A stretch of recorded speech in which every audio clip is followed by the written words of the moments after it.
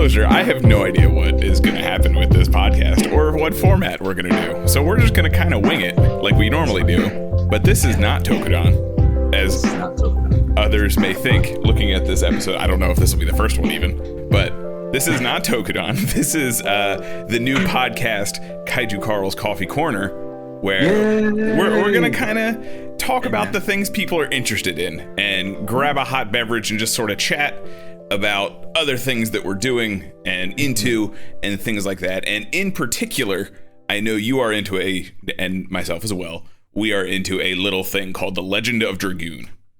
Such a little thing. I mean, it's so little, only like a couple 100 million people love this thing, you know? Yeah. Only a couple 100 million, but they still won't do a remake for whatever reason. Oh, there's plenty of reasons.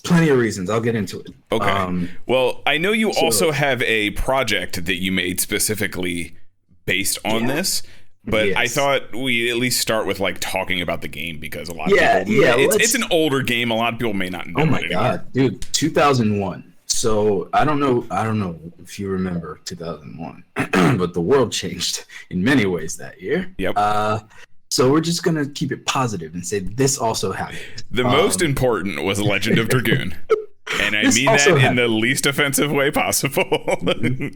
Let's focus on the positives.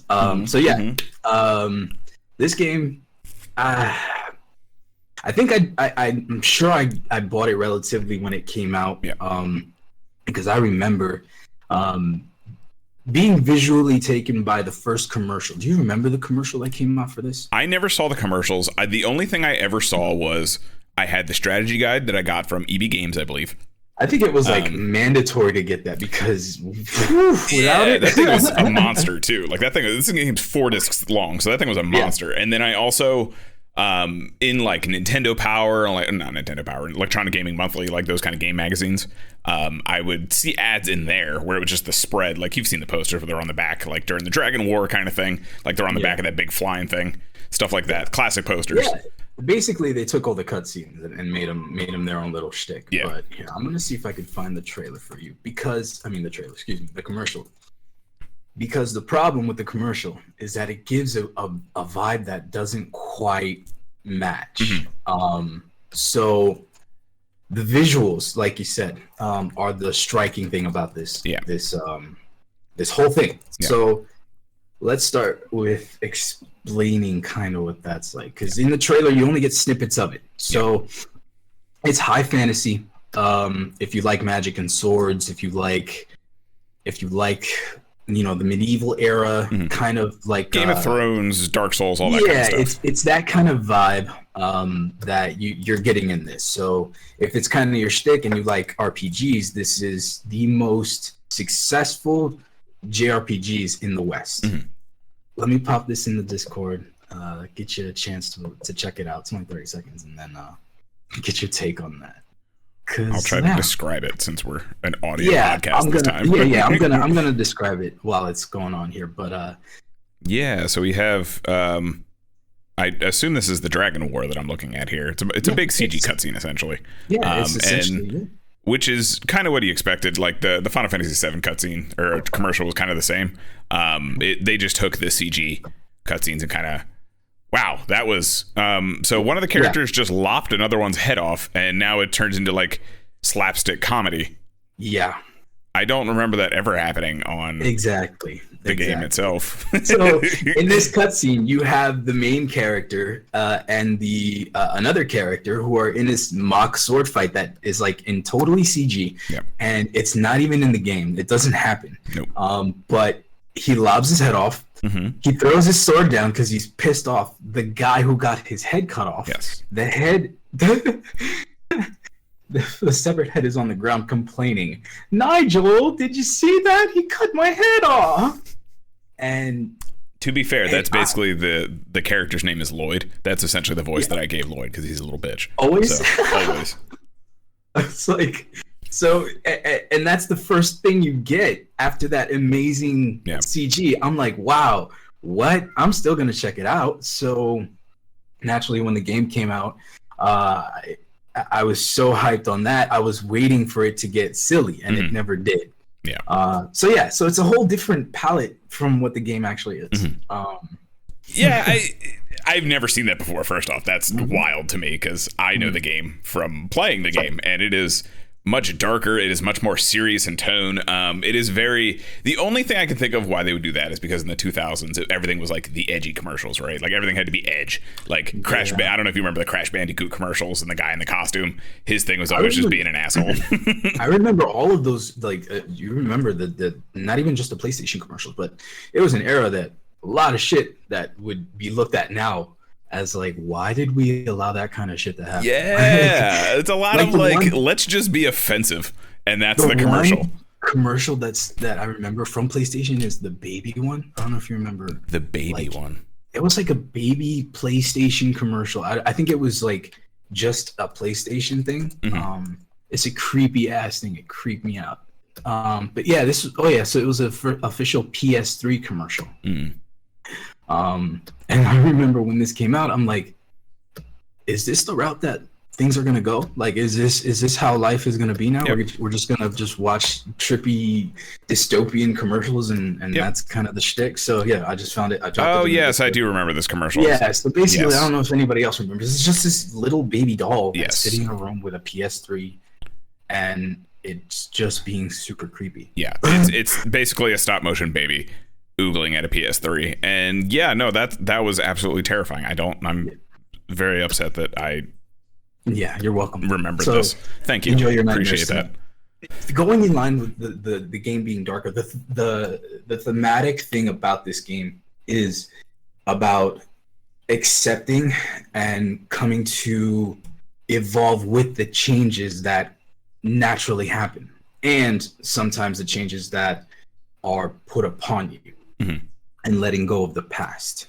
This, because of the lush visuals, you're able to tell this story that expands literally thousands of years, and everything that happens in those thousands of years is so dependent on what these characters do here in the moment that either will continue that pattern, destroy everything, or make something brand new. And that's the whole point of it. It's like each of their stories play into this finality of the world, because ultimately everything has led to this point. This is the make or break of their entire world, and all the stories that I'm getting a plane because I love you. So you get this truly epic story, and for anybody who hasn't played it, I encourage you to play it, or at least to find a way to experience the story, because so much of it you need to do for yourself. We're going to do the best to break it down, but the nuances, the experience of playing the game as you're going through the story gives you that sense that you have embodied these characters more than what we're just going to break it down. Yeah, because this is a JRPG. So this is very much like, I don't know if I'm assuming it was trying to capitalize on the Final Fantasy VII stuff going on. It is very similar style. You have isotopic levels that are on like a 2D plane essentially, but you can move around. But you have a 3D character. You run around as Dart, the main character. He is your kind of typical protagonist. He's the blonde, hothead sort of thing. He's the fire boy. That's what he is. I mean, you get a lot of the palette colors because of all the visuals. The characters are very distinct and color paletted. Dart is the red armored hero, like you said. He's got the headband, typical Western look. So and then the colors play a lot, because the colors are also associated with their elements. All of the characters have a power of the element, which is nothing new to a fantasy RPG. Right, exactly. But it plays into a lot of the tropes you have. And even the story itself is pretty tropey in the grand scheme of things. Of course. There's a lot of like, oh, my father, oh, this, and then the story beats are a lot of the same, that kind of thing. Just the way the story evolves over the 4 discs is very similar. But you have a lot of them in all of you have a lot of the tropes that are done well in each of these characters' stories, or at least to the point where it's satisfactory. It's not poorly done at the very least. Only one character is kind of shoehorned in there, Miranda. They kind of find a way to give her something worthwhile, and it ends up being one of the darkest stories of the whole thing. It's CG. It's a 3D character on a 2D matte painting, basically, and yet the dynamics of everything in there have You have some renders where the water actually moves and it looks very clean. You have fire that's constantly burning you, and a lot of the magic effects that you have in there. The skylines. Speaking of magic, because for hours. Yeah, like the coolest part and the most unique part is the combat itself. It is a turn-based RPG, but the thing is they add a system. I don't think the addition system to this, where essentially you have to do quick time events with the press of an X, A, whatever you want to call it. I've never actually thought to refer it like that, but yeah, they're quick time events. They're essentially quick time events. Sure. And you have to time. You have a spinning box that kind of like loads in, and if you hit it on the right time, you continue your combo, and you can equip different. You equip combos. It's not like just an ever-going thing. It's the same thing. As you do them, you unlock more and more and more. And the idea is to actually do it. It encourages you to master it, because by the time you've mastered the one, it's already the next one is available. Yeah. And the genius of the addition system, which complements the entirety of everything else, is the interdependence of the addition system. Each attack obviously does damage, but it also gains you something if you complete the addition. Yes. Which is SP points. Yes. SP points.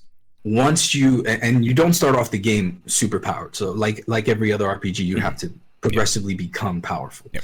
So once you unlock the ability to become the Dragoon, you gain the SP points towards a level of transformation. Every transformation costs you basically a turn.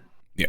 So you start off level 1, which is your transformation, and you got that for one go. So you get to choose, as you become a Dragoon, what you want to do between attacking and magic. Yeah. And for the people who may not know, when you say Dragoon, it's essentially you don the spirit of a dragon. Henshin. You literally henshin.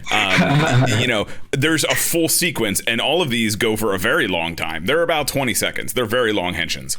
And you don an armor based on a dragon that they have a jewel of, and it gives them the elemental abilities. So you basically get, like you were saying, it's timed by your turns. It goes anywhere from 1 to 5. I don't think it gets more than 5, right? I never got 5 is the max. Yeah, 5 is the max. 5's the max. But you get either a Dragoon attack, which is a super combo that's extremely difficult to land, or it is a challenge. If the additions challenge you, and I'm pretty good, but I still have not gotten to the point where I'm confident at all that I will do it every single time. It's happening. Wild. So the additions, it's a pretty steady cadence. You kind of just got to get used to the actual attacks. This thing is a spinning wheel that you have to hit and gets faster every time, and I think it usually does up to 6 or 7, and it gets faster every time, and if you miss one, you just do whatever of the combo you got. Of the amount. Yeah. So I could probably count on one hand out of the 20-something years this game's been out that I have gotten the full Dragoon edition. I have seen for the any full character Dragoon edition. I have seen Hashel's. I have performed Hashel's full Dragoon edition myself, and that is the only one I've ever performed successfully myself. That one. Every other one, I never get the full absurd to do. And so let's talk about the characters then. Because of all the difference between them, the genius of the magic and the Dragoon and your normal system is the balance. Yeah. Each character obviously has their strengths and weaknesses. Dart is the unfortunate part about the gameplay is that in the battles, you're never able to change Dart. Yeah. You get 3 characters, and you only get 2. Yeah. Just like Final Fantasy VII, if you guys are familiar with the Final Fantasy, you have your main character, and then you swap out the other party members. And I think there's 8 total. 8. So you have Dart, Shauna, Rose, Hashel, Kongal, Meru, Lavitz, and we'll just count the double characters like Miranda and Shauna the same. And then Lavitz and Albert are the same. Yeah, so you get those. And they all embody each element. Fire, earth, water, darkness. I think it's called light. Yeah, it's light. Light and... so you get... wind? I think fire, wind. Yeah, you get fire, darkness, light, water, wind... is earth and wind? I guess earth. Yes, no, there's earth. Yes, because Kongal gets earth. Yeah. Kongal is earth. Yeah. And then I think so each of them are represented by each respective element, and each element comes from a particular dragon. Yes. And the the way they transform into the Dragoons is by using what is essentially the soul of the dragon. Once a dragon dies or is defeated, so to speak, because it's hard to tell, what they can become at the moment of their death is a gem.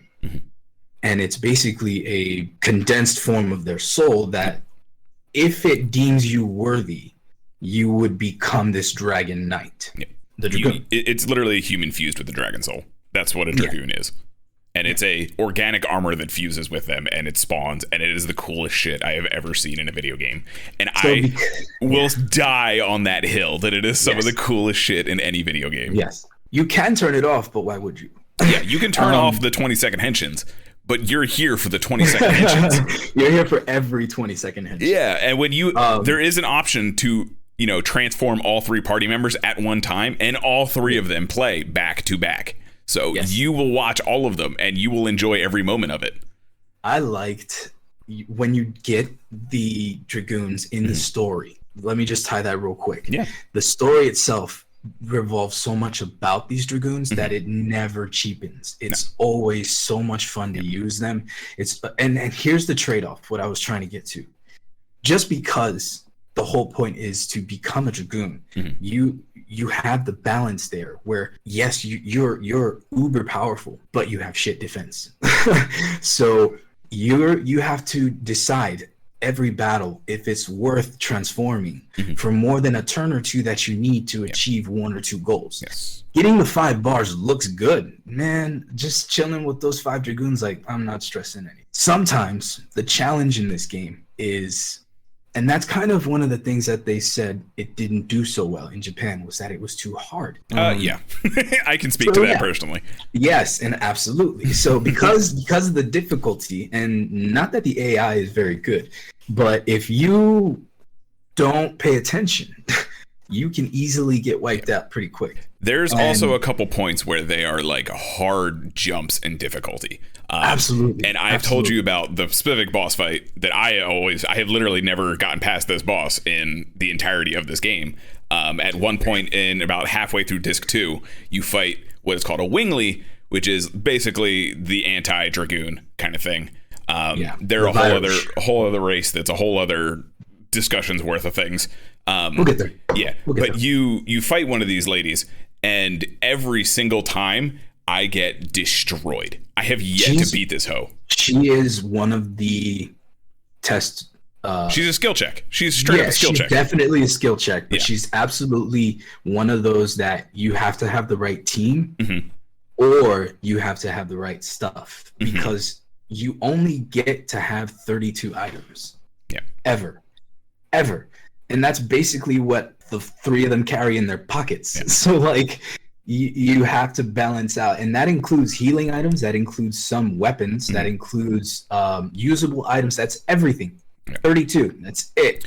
And you have to remember in this fight as well, like you have healing characters. Like some of them are healers in general. Some of them are, you know, they heal more when they do Dragoon, and then they can do crazy damage output like Lavis. Yeah, Shana, Meru, and Rose have healing type moves in their Dragoon forms that you can use. But every time you use that, you use magic points. Yes. And you don't have like a mana pool that's like vast. You don't have. And you're using one of those turns for your Dragoon. And you're using a Dragoon turn. So you have to, one, calculate the mana points that you're going to use, then what you're going to have left versus what's going to still come in the battle. And you can't swap characters. Nope. Once you choose your team, swap them. Yeah, that's it. That's not hot swapping. So once you have your team, that's your team. So it becomes interesting and difficult. So I understand where you get stuck. So yeah, it really becomes a balance of knowing the game, knowing what playstyle fits you, because it's also about that. My team has always been Rose, Dart, and Albert. But when I first played the game back in 1945, it was Kongo, Rose, and Dart, because I was convinced that was the powerhouse, and they are. They're the heaviest attackers. Trade-off, I didn't realize, is that each of these characters also come with their own weaknesses that are very weak. Yes. Like as someone who put Kongol on his team for this many times, because he is a half giant, I think, right? They're half giants.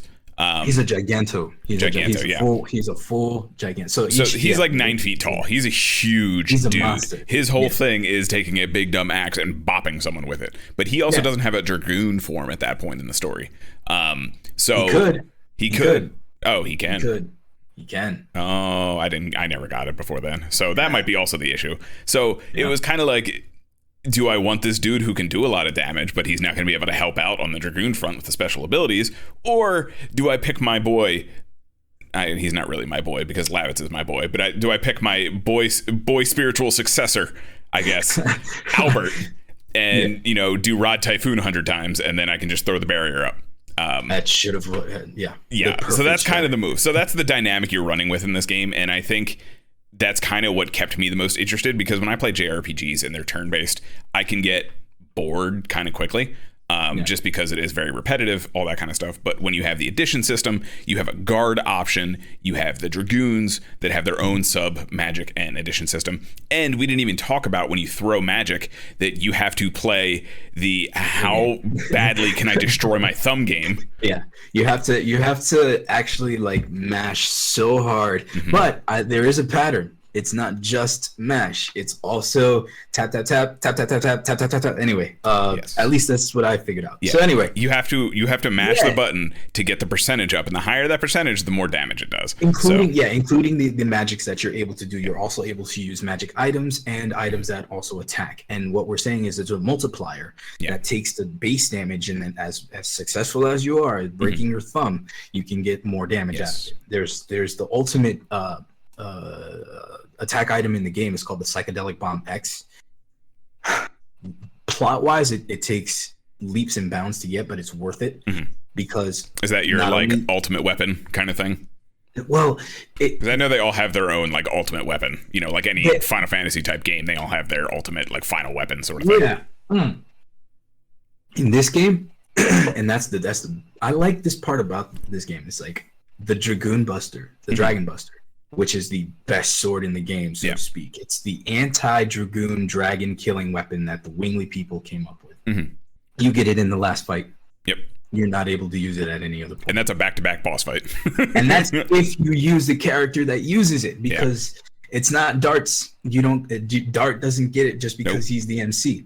He does get the Divine Dragon armor, which evens out. It's fine. Yeah, I'm fine. Yeah, it's like, you got this really cool sword that's meant to murder all of my party, but I also became God.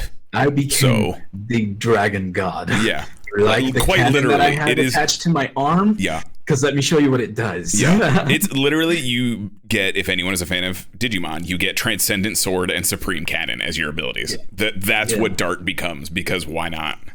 As opposed to just Fire Sword Boy. but okay, so now you me saying that, you're like, what? Oh fuck! I'm not even really. This game's not worth playing. Stop. Listen, because it's not about having the weapon. It's not even about the damage output, because the idea of the game is balancing your team. The idea of the game is knowing that just because I have this super powerful weapon, she still can die. Yeah. She can still get taken out. It's not going to stop anything. Nope. So, boom. The brilliance of this game is defense. If you become a tank, no boss is ever your problem. Yep. But that's not something that happens easily either, because of the difficulty of the game. Now, when I tell you random battles gave me PTSD, this game is random battle incarnate. So many random battles. So, and it's even bizarre, because yes, you have all of those random battles. There's this little icon above Dart's head in the overworld, and it changes from blue to yellow to red. Yep. Yeah. And that's your indication that, be ready. And the overworld map is not crazy vast. It's a plotted path. You get to navigate it. there's an entry point, end point, and you can see them because they're indicated with green markers too. So it's literally like crazy. A little area you explore that is pretty much a set path. Like there's little side things you can jump down, but it's pretty much a set path. And then when you go to the overworld, you just follow a straight line to the next little area you can explore.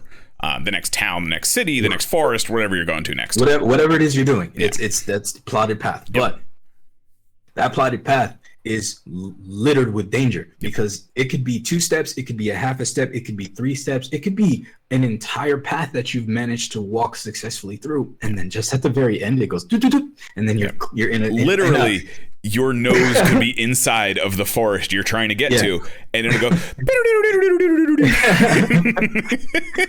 then you're in a battle, and then you're in a battle. Limping and crying, trying to get to the forest in a safe point. And remind you have 32 items that you can only have limited use of until you can get to a shop, or unless you find 30 of those were always potions for me. Yeah, so it's insane. And as many fights as you get into, every fight you get into, say you fight a group of 3 villains, and it can be from 1 to 3 to 5, I think, enemies that you fight. And for PS1 that was impressive because every battle is fully CG. Each of the characters are 3D models. The background is kind of rendered too. Everything is done well. Except I think the purpose of that is to get you engaged because you're gonna see that a lot. Yes. And every area kind of has its own like set battle zone sort of thing. So when you're in the overworld, unless you're like changing, there's a couple spots where you change like I guess I'll call them countries. You change like terrain essentially, and those change. But while you're in like the savannah, you're gonna go into like the first 3 areas you go to before you go to like meet King Albert and all that. Prairie, the prairie. Yeah, you're pretty much gonna fight in that same one in the overworld. And, that can be a lot sometimes, but luckily the addition system's really cool. So that helps. Yeah. The problem with all that is that every battle you kill 5 enemies, you're getting about 35 experience points, and you're dividing that between grind. So like it's not fun because each level is legitimately thousands of experiences worth of the grind. And you're getting about 6 experience per battle in the normal world. Yes. But what does even that out for me anyway is with this addition system, every time you perform an addition, you level it up. So you have to do an addition 99 times to max it out. And it gets a little stronger every level you go up. But if you max out all 99 for every character, you eventually get their ultimate technique, which is literally summoning a dragon. So kind of worth it in my opinion. Every edition unlocks a Dragoon level, unlocks another magic, and the edition becomes more powerful. And then you even get the more powerful editions. Yes. But the editions also have different trade-offs. Some are quicker, less damage, but more focused on building SP towards your Dragoon bar. So which I always thought was fascinating when it came to the whole dynamic of it, because you're not just like, the later ones are probably going to do more damage, they have more hits, yada yada yada, but like you get the what the hell is it called, the volcano. There you go, volcano. Oh my god, we didn't even touch that. Yeah, so we'll talk about that in a second. But like you have your super crazy ones you get towards the end, but like the first 2 you like they're still useful to you if you do want to switch back to them, because something like Volcano builds a dumb amount of SP for like being a 2-shot or 3-shot, whatever it was, that kind of thing. And I always liked that as well, because it was like, oh yeah, no, I definitely have this one, but it's not like the defuncto one where I'm stuck with this like 5-hit combo now, when I really liked this 3 or 4-hit combo. Each of them have their own thing, and the last say you're able to do all of them and you unlock them all, or whatever one you have the timing down with, because there's Madness Hero is one of Dart's infamous editions because of its weird timing. It has such a weird timing, but it was one of my favorites, and I stuck with it because it builds a lot of SP. And it's so damage. But my idea with Dart was to always get him to Henshin, do the damn thing, get back. You know what I mean? But that's how I use Dart. But other people use Dart to have him, bear the brunt of attacks because of his pretty good defense. You know what I mean? So He was my glass cannon. Yeah, the challenge is to make sure that, you know, it's best to your style. Yep. I love Rose the most. Rose is my favorite character because of her magic balance and her attack balance and all of her lore. Like the idea is that she's one of the anchor points from the past to now, and a lot of it has depended on her actions literally to this point. Yeah. And because of her, or rather due to what she decides to do, everything else falls into motion. Yeah. And we don't have to get too deep into that, because I do want people to experience this game. Yeah, definitely. That's why I want to leave it.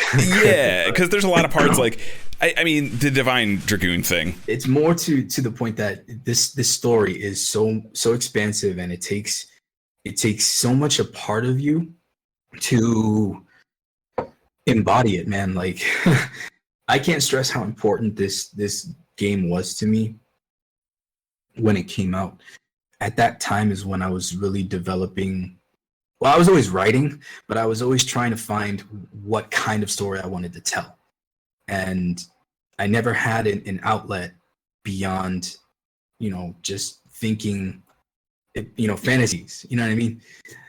This was so close, so resonated with everything that I like. Dragons, magic, swords, kingdoms, knights, all that stuff that spoke so much to me that it woke that spark. Yeah. And I knew what I wanted to write, and I knew what I wanted to do. And, yeah. and you know what I mean? I owe that to this game. Yeah. Legacy of Kain gave me my tone and my darkness, my theme, but this is the expression that I wanted. I don't even, now that you're saying that, like, I don't even know what game I can say gave me that. Like, this was definitely the one where I was like, okay, cool. Like, I had played Final Fantasy games up until this point. I had played a couple other JRPGs. They just never kept me interested very long for the, you know, the 4 discs or whatever they were. But this was the first one where I was like, okay, you can have an interesting combat system in these games. Because obviously I was playing fighting games and stuff like that to this point. Yeah. You know, and I think Street Fighter definitely plays a part of that. You know, we had at that point like Alpha 3. We had all kinds of ones on the PlayStation. I think Alpha 3 actually came out the same year. You know, Soul Calibur and Soul Blade were a huge influence on me when I was younger. Soul Calibur. Yeah, like Soul Blade in particular, I put that dumb amount of time into that because Soul Calibur 2 didn't really come out on other systems for a while. Wow. And that was more the next era. That was PS2 and all that kind of stuff.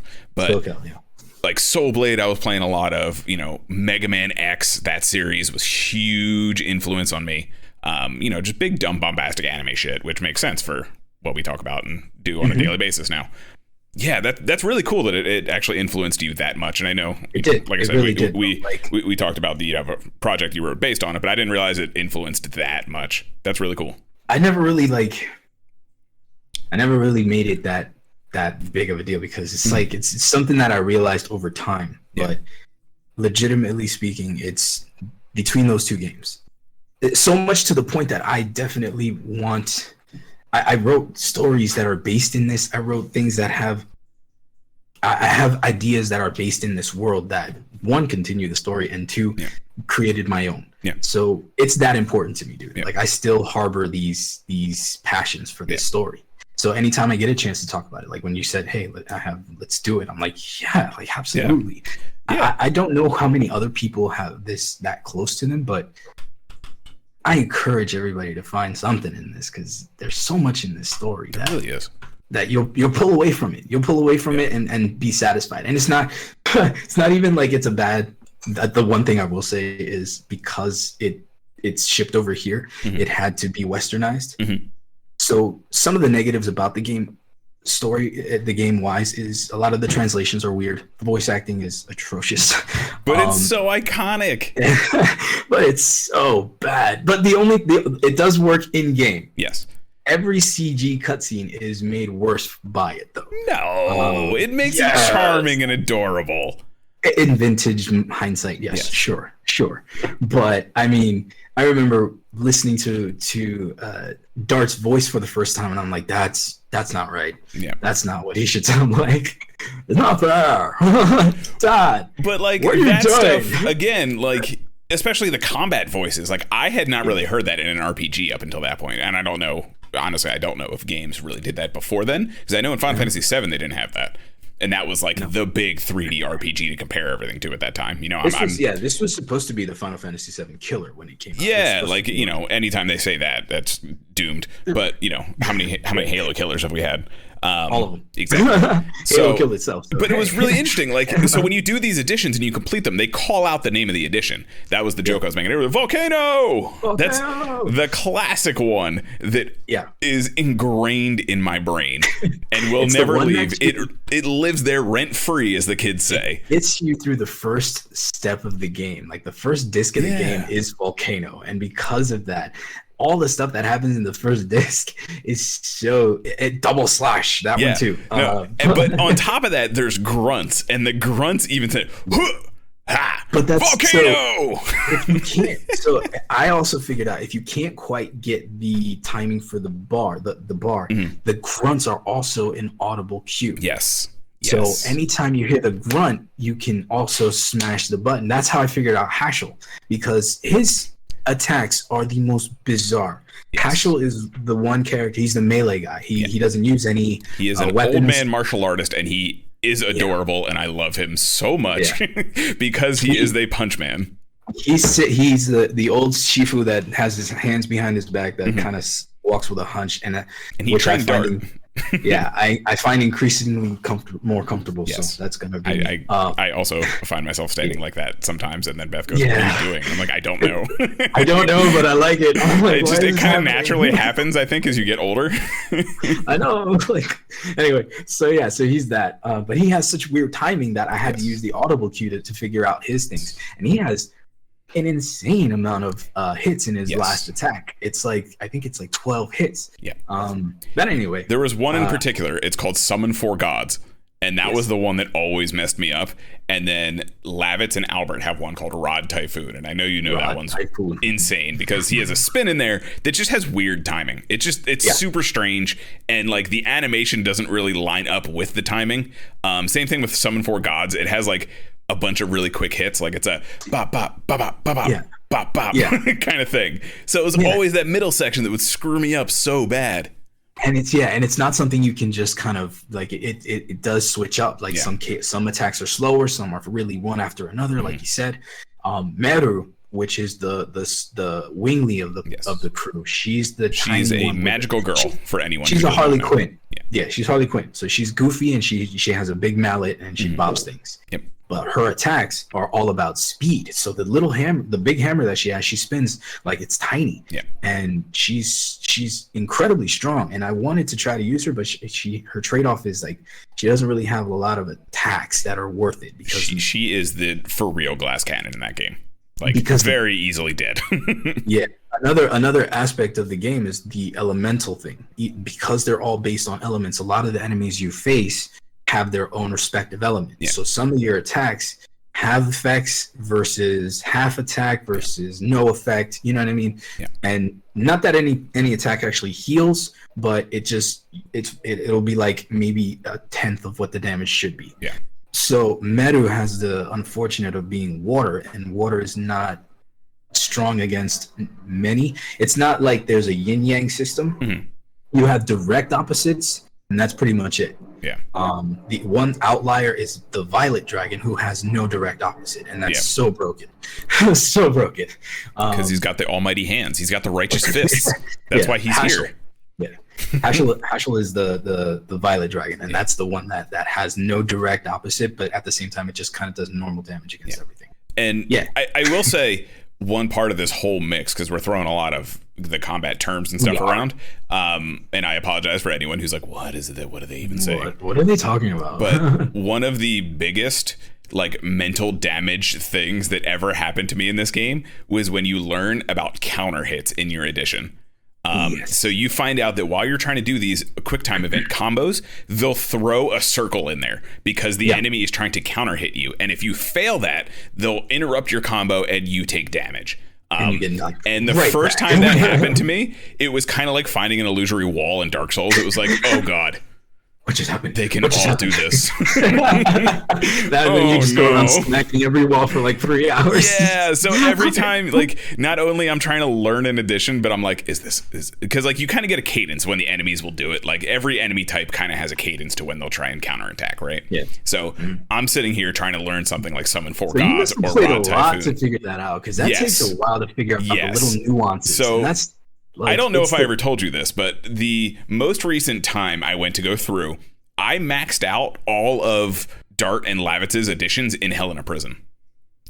What? Yes. Really? Yes. So Dude, I don't even do that. Holy shit. Helena Prison, for anyone who does not know, Helena Prison is the first, like, big air quotes dungeon that you go to. Yes. This is where you fight the first boss. This is where you finalize your first 3 party members. And the bow users, Miranda and Shauna, they don't have combos. They just do like one-shot pops kind of thing. Dart and Lavitz, I maxed out as many. I think you only get the first 4 for each of them because Lavitz can't get many more for reasons undisclosed. Yeah. And Dart, you have to get the Dragoon, I believe, to unlock a couple more later. But I 99 for the first 4 of each of them in Helena Prison. I maxed that out. So I had the soldiers in there down to a science where I could tell when they were going to counter, and it was like I could do it with my eyes closed. So, okay. So that's where you did it. Yep. I didn't do it there. Nope. I did it in the forest, like on the second disc or some shit like that. But yeah, no, I maxed that out in Helena Prison is where I got everyone. And no, I had to do it in the Prairie on the 3rd disc after I've gotten everything, because once I got Madness Hero, I was set, and I got through the rest of the game. The only reason I did that was because I knew this hoe that I could never defeat. I was like, I'm going to be uber prepared for her. So I maxed all those out, and then I played the game, didn't do any grinding after that, and got behind again, and still didn't beat her. It really got you that bad. It got me that bad. I'm a little traumatized. That might be one of my like video game PTSDs, where like I don't know if I can actually ever play against her, and if I finally beat her ever, I'm killing the entire game immediately. Well, I'm not gonna give you anything. Good luck. Yep, that's fine. That's pretty much how it's been forever. Yeah, no, this game is like cemented in my history of gaming things. This was my Dark Souls before Dark Souls was even a thing. Like I have yet to get past the point. Like I said, it's about halfway through disc 2 where you fight this girl, and I have yet to get past her in my 32 years on this earth. Yeah, I mean, it's the first time I played the game, I had the strategy guide, so I obviously cheated like a bastard. Yeah. But it got to the point where I didn't even need it, because I used it for the first 2 discs, and I was so over the spoilers by the way the book is laid out that I was like, no more. Yeah. Like I used it strictly to find the Stardust, which are kind of like your feathers from Assassin's Creed. There are a bunch of literally hidden. Like there's no indicator on the map at all. You just have to know where it is. No, there isn't. No, there's no blinking. There's no noise even. You just have to know where they are. You basically have to do the illusory wall thing where you comb every corner, mashing on triangle or X, whatever it was, until you find them. Remember, it's PS1 era, so everybody was already doing that in games, because it was I can't even, dude. And they're in such crazy places. Like I remember the one, because I had the guide, and the guide was wrong. It showed you the wrong picture. It explained to you where it was, but my dumbass was looking at the picture. So I'm clicking and clicking and clicking and going. It's the purple flame dragon in Dole's castle. There's one just underneath the purple flame, and in the picture, the picture shows the dragon's head. So I'm clicking on the dragon's head. I'm like, that makes so much sense. Obviously, it's in the dragon's head. Duh. No, it's on the side underneath it. You fuck. I remember one in particular, very similarly. It's when you're going through one of the forest. It's a little bit later in the game. I think it's going like it's after the 2nd or 3rd time you fight Kongal. You fight him a lot. Yeah, you fight Kongal a lot before he joins the team. Like he's like your main dude. He's your, I wouldn't say Sephiroth, he's not to that level, but like he's your Team Rocket. He's your Team Rocket for a while before he joins the crew.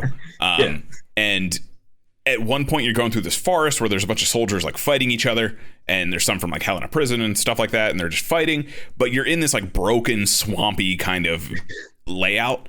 And I remember specifically because I found it by accident that it was like this really off-beaten, you couldn't even tell there was a path to get to it in a fireplace that just looked like a brown square on like mush. And it was like, nope, there's one in there. And I was like, how was anyone supposed to know this was weird? It honestly looked like it was part of the background. It looked like you couldn't even go over there. So the Stardust is an annoying side quest, but it is an important one. Yes. But it's not important to the story. No.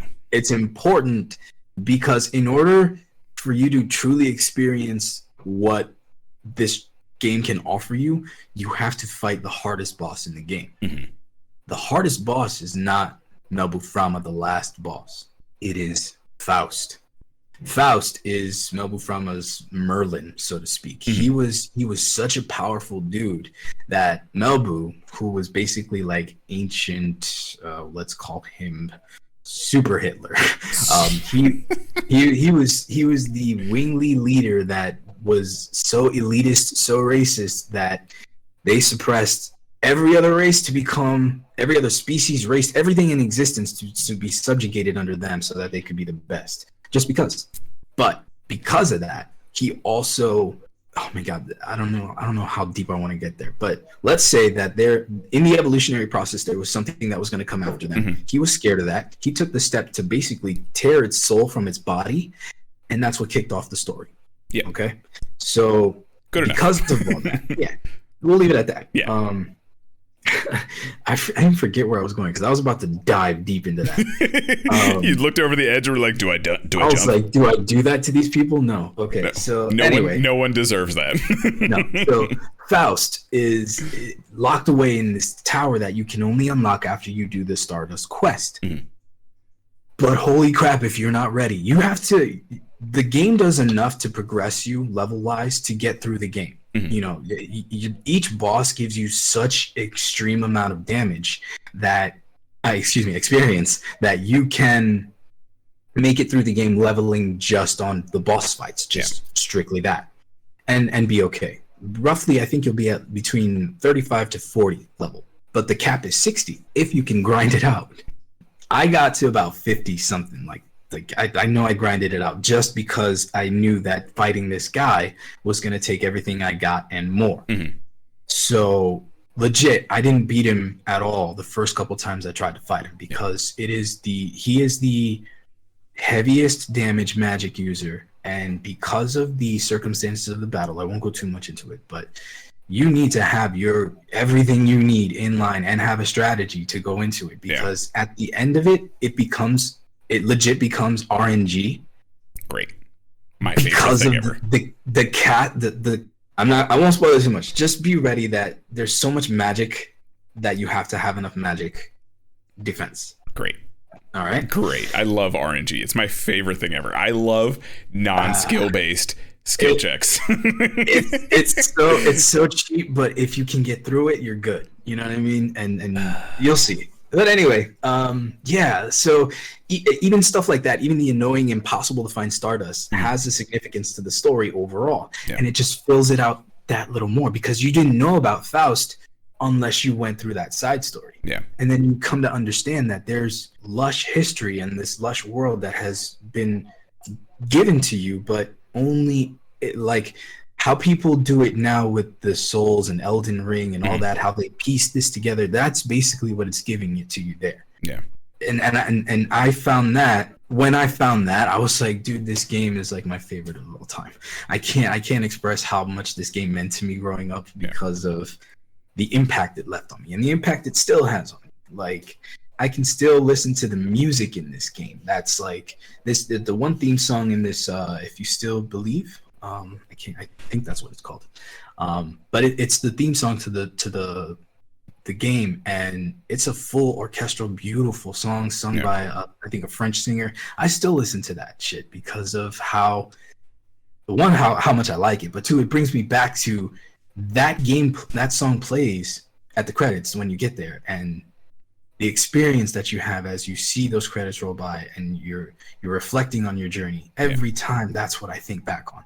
Playing this game, not just the song, not just, oh man, that was so cool. No, I was 2001 when I was 86 years old. I was loving playing this game, you know, like. So. And it's weird too, because like I have never been someone who latches onto music in video games, right? Like, it's always been, if I recognize it, that must mean it's good because I can actually recognize it. I don't go into a game thinking like, oh, the sound design, that's really important. And I have evolved that mentality over the years because that is really important. And I think if you are recognizing it, it's either very good or very bad. So it's one of those kind of things. And like the opening theme, the menu title theme, literally, I can't like not. When I think Dragoon, I think that. I think the at the end of a fight. Yeah. And then I also think like Volcano, Rod Typhoon, all those call outs. Like I think of the audio first for Legend of Dragoon. And this is coming from a dude who doesn't give two flying farts about audio most of the time. I dig it. You see what I'm saying? And it's like that's crazy. And Dart has a theme song that plays at every important moment and every turning point of the story. And it's only like a minute and a half, but that minute and a half is like heart racing, heart throbbing. Let's fucking go. You know what I mean? Like, it's you. Once you play the game, you'll hear it queue up. You'll know what I'm talking about. And I'm telling you, the music pushes this game to another level. And it's every time the thing like, oh, they're attacking, and then it'll just kick on and you're like, oh, okay, it's go time, let's do this. But the music is just so good in this game. So yeah, the random battles suck, but the music is dope, so it's kind of, you don't get tired of it. That's what I'm saying. Like, no matter what the grind factor, because this game is extremely grindy. It is extremely grindy. Yeah. And you'll kind of feel like it's pointless because it takes forever to level. Yeah. But there's stuff in there, like the addition, the music, all that kind of stuff, that kept me invested in doing the grind. You know what I mean? Like a regular RPG, like a Final Fantasy, I'm not necessarily going to grind super hard in that game. Like and especially with the battle system as engaging as this. And that's, I guess it's kind of the trade-off. Because of how engaging it is, each battle is going to take you about 5 to 10 minutes. Yes. Much longer on what you got going on. Yeah. You're going to be in these fights for good, like the final battle is a good hour. Yeah. You're fighting for a good hour because you're going through a lot. I'll say that. Cutscenes, henshins, all that kind of stuff. but what I mean is like these battles get you acclimated to that because you're going to experience that in this game. You're not doing thousands of damage thousands of damage to an enemy. You're doing hundreds tops, maybe 1,000 tops. You know what I mean? Yeah. It's not that kind of. Early on, let me correct myself. Early on, because by the end of the game, you're breaking worlds, and it's just whatever. But that's just JRPG. Yeah. Let's go fight God. Okay, sounds good. You're my friend. I have a wooden sword. I will crush the world. Pretty much. And like it's that kind of like cool power scaling also in this game that I think worked really well. And they made every battle feel like an event, right? Like between the music and the addition system, all that stuff, like it comes together to make every battle feel like an experience. When you do get to boss fights, there's some really cool shit you haven't seen before then. Like there's straight up moves you just can't dodge, ignore, whatever. And it's like you're going to either eat this or you're going to block it correctly and then you're going to counter because they're usually down for a turn or two afterwards. But like every single battle, no matter it's a boss, whether it's the random like murder birds or whatever they were called in the prairie, some of the names are ridiculous. So I think a cockatrice is one of them. Yes, cockatrice is one of them.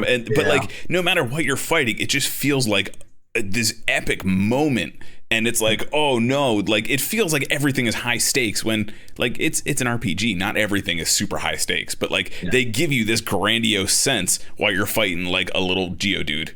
It's kind of just hanging out there.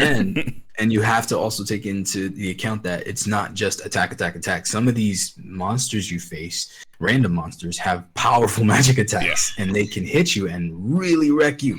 So say you're attacking with Dart and you're getting pretty good and you're in the middle of a combo, he'll break your combo, you fuck that up, you get knocked back. It's not your turn the next turn, so Dart just took a little bit of damage and then it gets followed up by a magic blast. He's out the game. Then you have to take your next turn to either heal him or take out that threat. So it's, oh my god, this game is so much fun. It's very, very well done, and I highly recommend it to everyone to go check it out.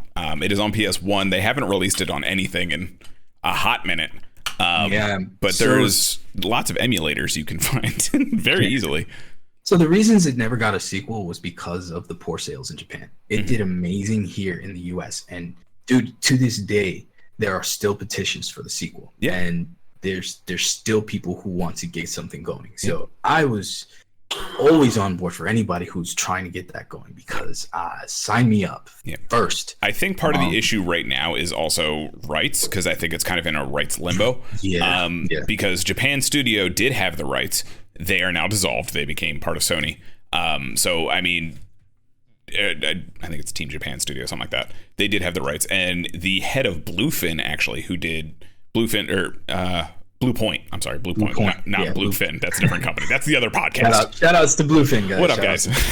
Blue Point, the head of Blue Point Studios, is a huge fan of Legends of Dragoon and wants to do a remake a la Shadows of the Colossus and Demon Souls. Like that, he wants that to be one of his projects. And I think that would be so cool, because they take the guts of that game and then just give it a new coat of paint, essentially. And it's very little things, but it makes it beautiful and fantastic. They had Dark as a DLC for the All-Stars game. Yes. No, they canceled it. Yes. So they're considering it. If that recently, this came up. So what's the holdup, man? Come on. Get it together. But yeah, so in terms of walking away and looking back, I can't stress enough. I want people to experience this for the first time, get an emulator. Buy it if you find the I have a physical copy right over there. I was about to say, if you have one, please find me one, because I want one. I have one pristine right over there. It is beautiful. Case isn't broken. All the discs aren't scratched. It's fantastic. The only thing is, I wish it was the black label, not the greatest hits, but I'll take greatest hits. That's fine. Yeah, I mean, whatever. That's I have my original Tekken 3 case is the greatest. There you go. I still got that stash somewhere. I still got Soul Edge over there too. That's a whole other conversation. So anyway, I think that's enough to like get people the idea and what the story itself means to you, but you're not getting off the hook without telling us about the story you wrote. All right. You're not getting away from that one, motherfucker. That's fine. Cool. Okay, so I have adapted it since then to become its own thing. It's kind of like most things.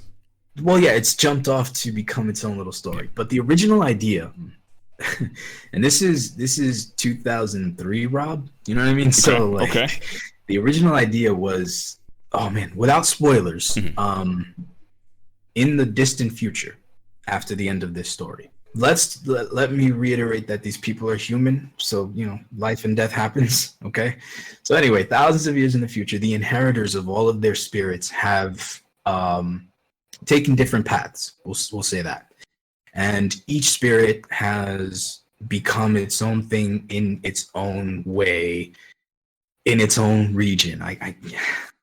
The Red Dragon spirit travels to this other country where the person who harbored the Red Dragon spirit becomes kind of a dick, okay? And the Red Dragon spirit then betrays by not recognizing him as the leader anymore. So the former Red Dragon person who lost the spirit is now chasing the new Red Dragon person in that country. Okay. I follow so far.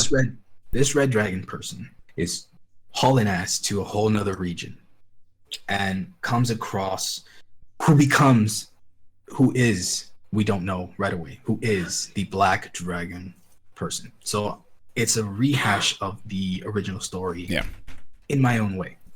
The Black Dragon person is the main character, and we don't know that right away, because once the new Red Dragon person finds them, the former Red Dragon person actually ends up killing them.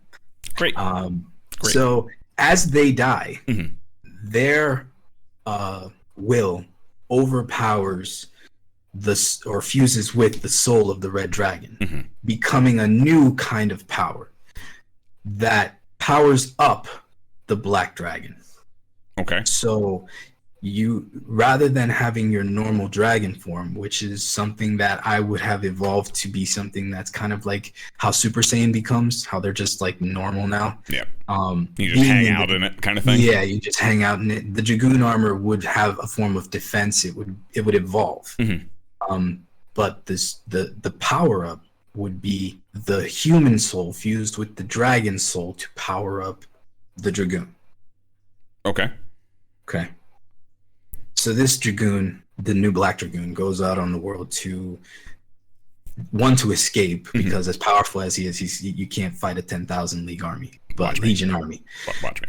Well, for the sake of the story, I had to come up with something, and what I did was that king, that former Red Dragoon dictator dude, he hires all of the remaining Dragoons as bounty hunters to hunt this Black Dragoon down.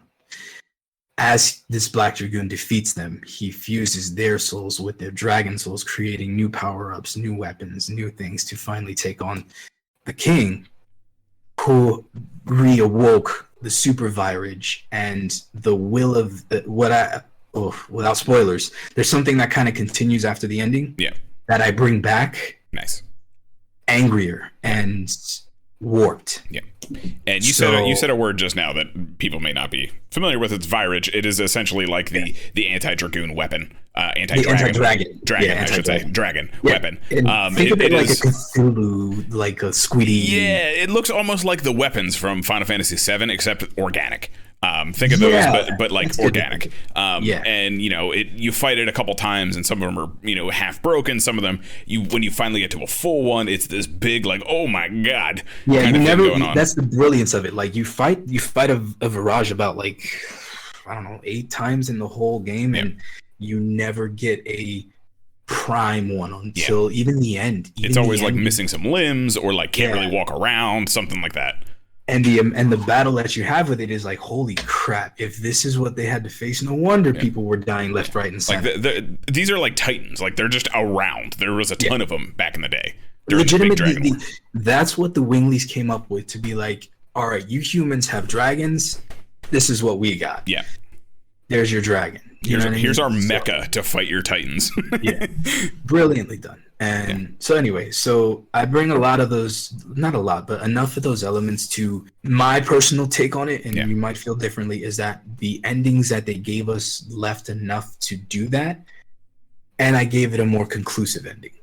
Okay. So, you try hard enough. I think you can make an ending out of anything, honestly. It's true, but it's rather to the point that I don't think, like, when I end something, it's gotta be, finite. Not a finite, but a more satisfying ending. You know what I mean? Like, not so much possibilities for, but maybe, you know what I mean? It shouldn't feel like a cliffhanger. It shouldn't feel like you could. It shouldn't feel like you could if you wanted to. That's more what I'm aiming at. Okay. Because this ending, I feel like you could, and I did.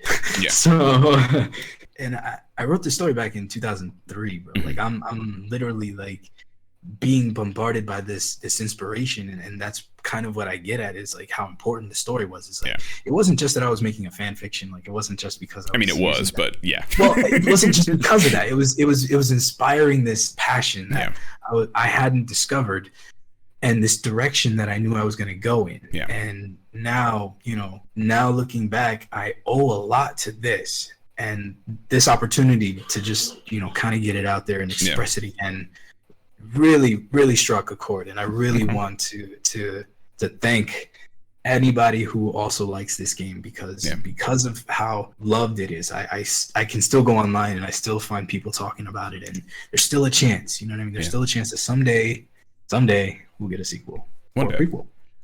What was the medium of your planned story? Like, were you planning on doing a comic book, a manga, a video game? What was your movie? So it was initially, I always write to make in like a comic, but more like a motion comic. I've always liked that since I saw the first one in XYZ years ago. Okay. So every time I come up with a story, that's the initial medium I picture before it evolves into whatever it's going to become. Gotcha. But yeah, because of the lush pictures and the lush visuals, I wanted to emulate that style, and yet place it in a future that I do want to say real quick. It's 11,000 years that you're going to know this history is. It's 11,000 years, and they never make it out of the medieval age. So, but are we talking like medieval still, or are we talking like early industrial age, kind of medieval? What are we talking? Well, that's what I was taking it to, is the 11,000 years of the original Dragoon story. They never really make it out of the Middle Ages, so I just progressed it to the industrial age. Okay. I put a lot of steampunk into it. Gotcha. And that was when I first got on my steampunk kick, and I realized that I don't like robots. so that was the origin. Yeah, I don't like robots, but that's a personal thing. It's nothing against the It's idea. fine. I, for one, accept our robot overlords, so that's cool. No, we're good. Goodness gracious. So yeah, man. I love this game. I hope that someday something comes out of it, but I think I'm gonna try to retouch that story. Oh, okay. So it's not the magnum opus corpse looming over you right now?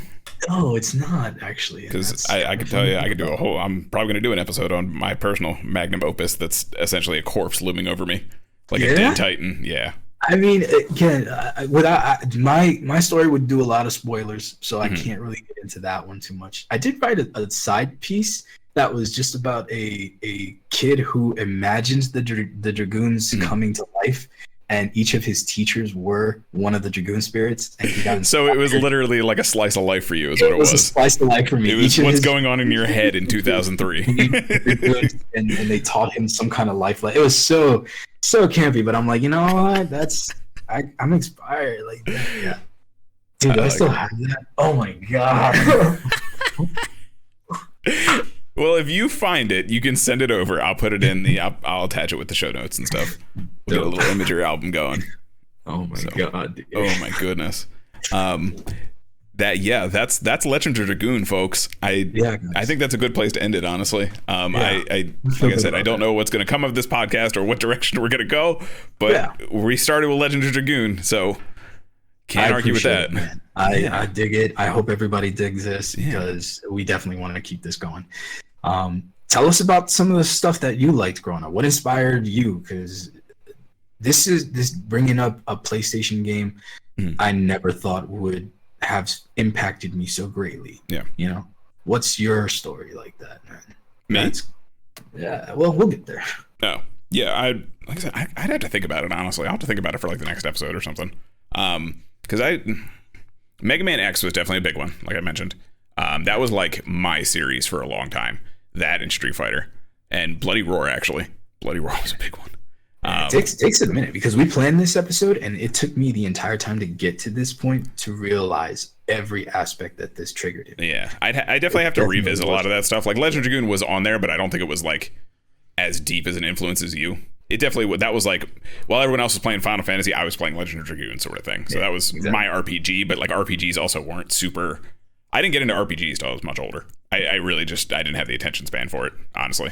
So I would have to think about it, but we'll touch on it on another episode of Kaiju Carl's Coffee Corner. Yeah, so I think that'll about do it for here. If they want to find you on some other things, where can they find you? Sorry guys, I'm rob6echoes.se@gmail.com. You can find me at the Tokudon Podcast on Sundays. You can give me a quick email so I can kind of listen to all of your creepy stories. I'm doing more recordings this weekend or next weekend, sorry. So hit me up, send me your stuff. Yeah. And I am Kaiju Carl himself. It's a little whatever to name it after you, but it's cool. Right. It's fine. It's fine. Gonna tell you nothing. Yeah. At Kaiju Carl on all the socials, and then twitch.tv/Kaiju Carl, where you can see us do our tokusatsu stuff and also play some video games and probably talk about a lot of these things anyway. So, yeah, that'll about do it. That is the one in the books. I think it might be the first. Yeah, that is the first one. Dying. Love it. Dying. Thanks so much for hanging out. We'll catch you guys later. Thanks, guys. See ya.